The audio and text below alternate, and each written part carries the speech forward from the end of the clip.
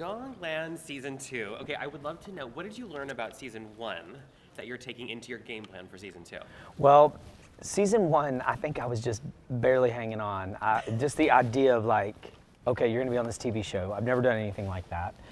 You're also gonna take what you do every day in these private, almost intimate settings, because songwriting is very intimate. You have these fast forward friendships. People tell you their whole lives. I know things about my co-writers and they know things about me that nobody else knows, because that's just what we do in songwriting sessions. And I thought, how are you gonna do that on camera? And mostly, how are other people gonna feel comfortable to do it? But after doing Season 1, you realize that there is a magic that happens, and you can't quite put your finger on if it's Esther Dean and Ryan Tedder, myself, the producers, the setting, and then of course these incredible artists that come with these open hearts, open minds, and then these songwriters come out, and for some reason, all the cameras go away. And I knew that was gonna happen going into Season 2 because it had happened in Season 1. So I didn't have that like frenetic fear of like, is this gonna work? Because it did. So yeah, so I knew that going into Season 2, so there was a settledness about it, like we'll get there, we'll get there. As a songwriter, what is it like for you to see finally, like, it's not just about the person singing the song. It's, you know, we're getting props to the songwriters. How cool is that for you to be a part of a show that's really, you know, highlighting that process? I've been of a time, my success has happened during a time where people are more interested in songwriters. And this just feels like the pinnacle of that, because all of a sudden people are going, oh wait, so who wrote the song? Whose story is this? And then more and more, you know, people are talking about it, and then Dave Stewart comes up with this idea to really showcase that and create a show around it.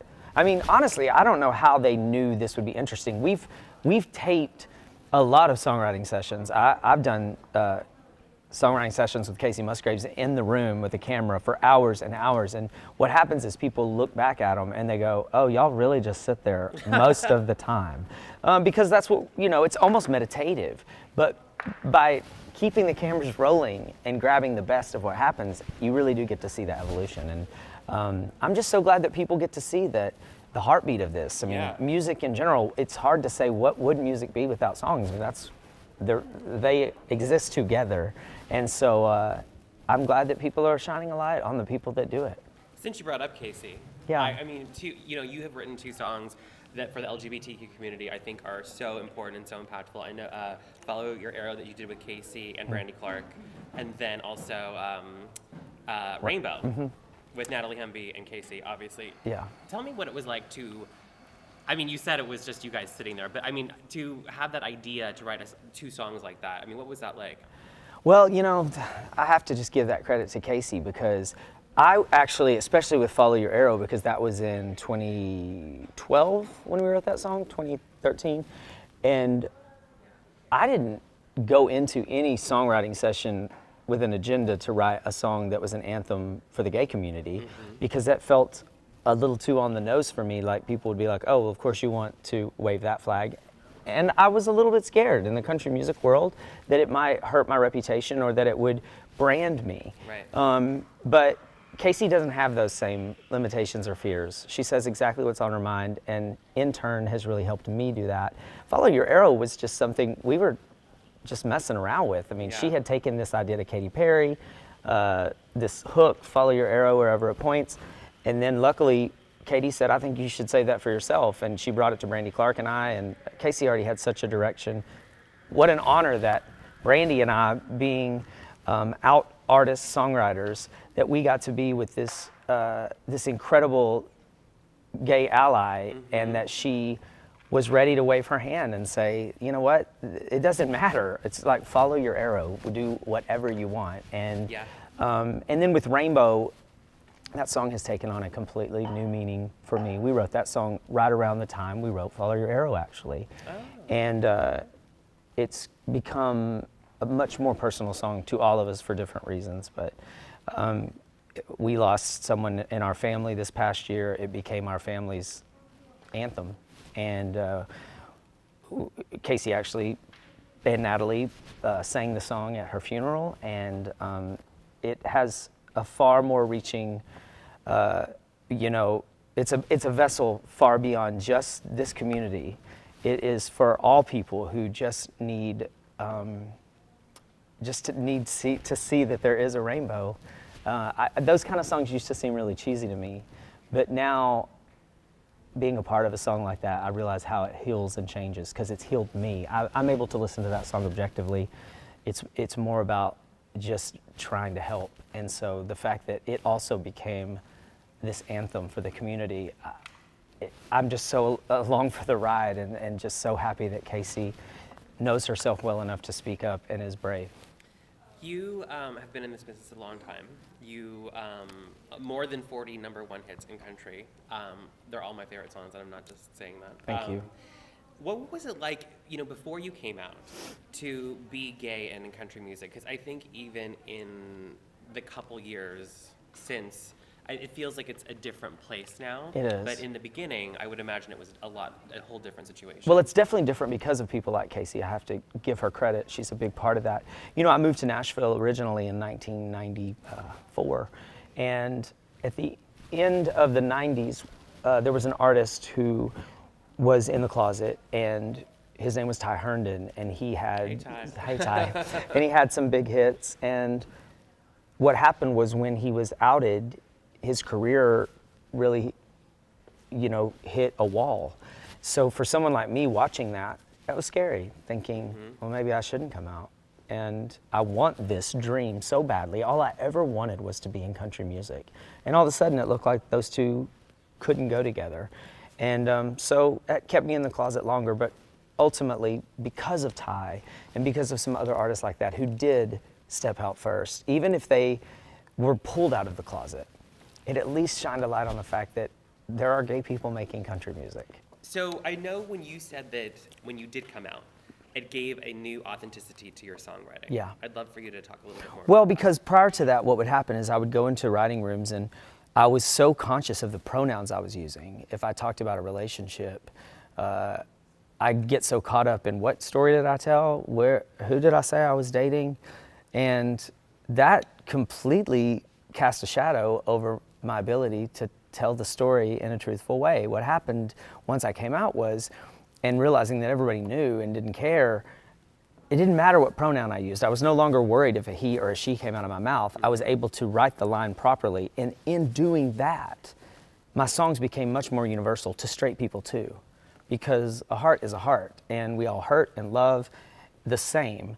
And so when I was able to tell my truth about my relationships without worrying about the pronouns, the truth shone. And so, you know, therefore the songs made more sense and were also more unique. I was telling a unique story of my own, and I became a songwriter that people went to for a certain kind of song. And Unrequited Love was something that I'm not sure why I was always drawn to as a songwriter, but I always wanted to tell that story of, like, the person who loved someone that other person didn't know. And maybe that was because I was gay and in the closet before, but in being able to tell that story and not being afraid people would be like, oh, is he gay? Then the songs just became realer. You've written also, in addition to the ladies, Kacey, you've written for Sam Hunt, Luke Bryan, Keith, I think. Right. You know, what was it like to kind of, you know, deal with, like, the men of country music? And I would imagine you'd be a little bit like scared. Are they going to accept me? But well, you know, the first time I was ever invited on the road, which is a big deal for a country writer, because a lot of these artists are on tour so often that they write on their bus. And I had just had a couple of hits with Kenny Chesney and Jake Owen, and Luke Bryan invited me on the road, and he was a huge star, and also someone that I would consider, if there is a level of straight or gay, I consider him to be on the extreme straight side. Yes. You know, yes. Hunting, fishing, loving all day. I mean, that's one of his biggest hits. So weirdly, the first question I asked when they were like, Luke Bryan wants you to go out on the road with him and write songs, I was like, does he know I'm gay? Because I was so afraid that I would go back into that world of pronoun fear. And they were like, I don't know, but I know he doesn't care. And he didn't. And that never was a factor. And we wrote a big song on that trip, Kiss Tomorrow Goodbye. Yeah. And we've been friends ever since. So all of the fears that I had around that were mine. And all the things that may have kept me from success prior to were my own projected ideas of what people would think. And I try to spread that message to people that in Nashville, I've been nothing but accepted once I accepted myself. That's amazing.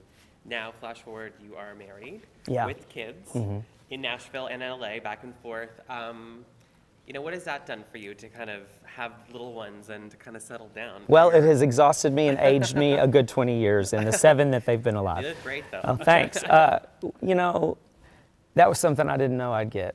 I think I was afraid to dream that big because we're told that that might not happen for us. And especially in the generation that I came up in, I'm 45, it wasn't a time where people were realizing or able to say they were gay at such a young age. And I just always thought that whoever I was with would be a secret. I used to have this story I would tell my mom because she really had a hard time at first with me being gay. It was a new dream, a new idea of who her son was going to be. And she would say, but why does it have to be out? Why does everyone have to know? And I said, this was before at airports where you had to go through security, you could just walk to the gate with someone.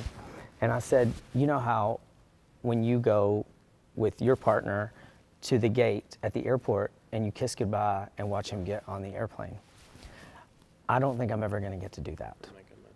And that used to really break my heart. And it also changed my mom's perception, and she understood that. And I do get to do that.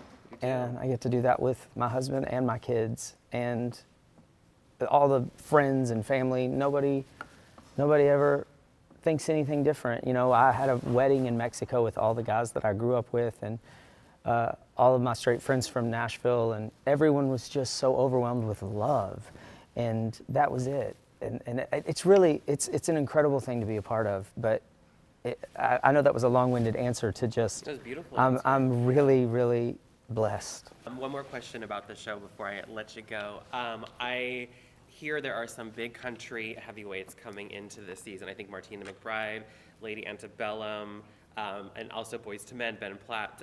Florida Georgia Line, yeah. I love it.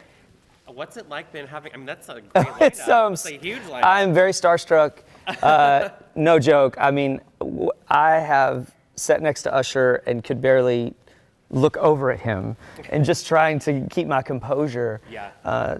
Their music is a part of my life story, all of these artists.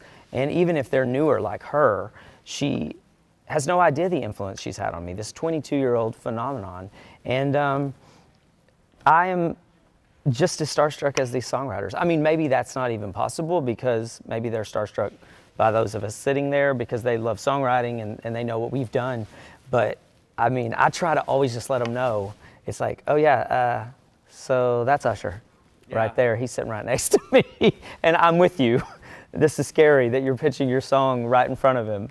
But we can do it together. And it's just amazing. This is an amazing opportunity for these songwriters, but also for the 3 producers on the show because we get to work with people we wouldn't normally get to. Luis Fonsi was on the show. He just blew me away, and getting to learn about his world and work on a song that could be a big Latin worldwide smash. I mean, these are Despacito Part 2. Exactly. Yeah. These are big dreams. So. How about Usher do a country song with you? I mean, we have Lil Nas X, Billy Ray Cyrus. I actually really am keeping my fingers crossed that that's what comes out of this. We'll see.